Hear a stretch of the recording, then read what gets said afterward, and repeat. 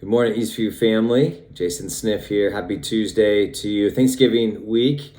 And I don't know what a Tuesday on Thanksgiving week looks like for you, but hopefully there are some plans that you're looking forward to. Maybe there's some rest just around the corner. I pray for all of that.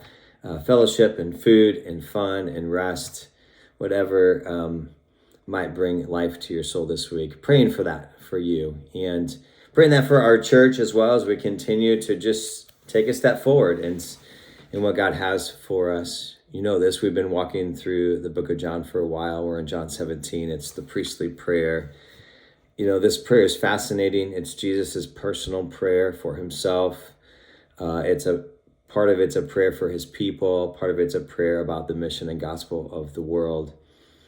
Today I want to focus just on one verse in a very kind of unique maybe perspective on that. Looking at John 17 verse 9, and Jesus is saying, I'm praying for them, as in his disciples, his followers. I am praying for them. I'm not praying for the world, but for those whom you have given me, for they are yours. And there's some interesting things behind this that a lot of, scholars and people that pontificate a lot have some things to say on it. But taking it at face value here, Jesus is particularly praying in this portion of his prayer for his followers, his disciples, those that are in the room with him, those that have chosen to believe and follow. Ultimately, down the road in this prayer, verse 20, we see that he's also praying for any and everyone who chooses to then believe and follow him in the way in the future. So that includes you and I, but right now it's focusing on those guys. I'm praying for not for the world, but for those whom you have given me, for they are yours. And then he asks for specific things from the Father. And so a reminder for me that there might be a new way for us to think about prayer, and that prayer obviously is a conversation. It's relational. There's some intercession. There's some asking in the midst of it. There's thanksgiving. There's adoration, all sorts of things. But Jesus particularly is asking for a particular group of people to know and to be protected and to receive a blessing and be glorified. Maybe that's a reminder for you and I today that there are particular believers that we know, that we have a relationship with, that we can pray for today. I think it's an easy layup, if you want to use that language. I'm in basketball season right now as a basketball coach, to pray for those within our small groups, fellow believers.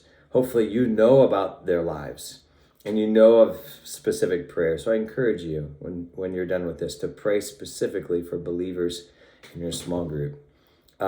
Certainly we want to pray for those in our community to come to know Jesus.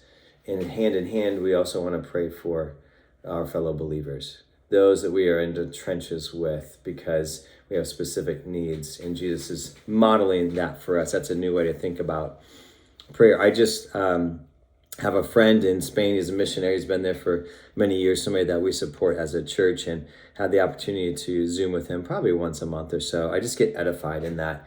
But we also commit to pray specifically for one another. And so we share about those things that are just beneath the surface that we truly need prayer for. That's an example of praying for a believer.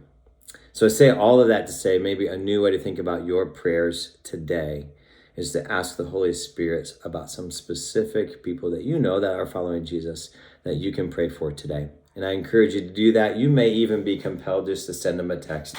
Hey, so-and-so, I am praying specifically for you, specifically for whatever that might be. Let it be so today. As we think about this week of Thanksgiving, may we also give thanks for fellow believers that can spur us on to love and good deeds. Guys, thanks so much. Have a happy Tuesday.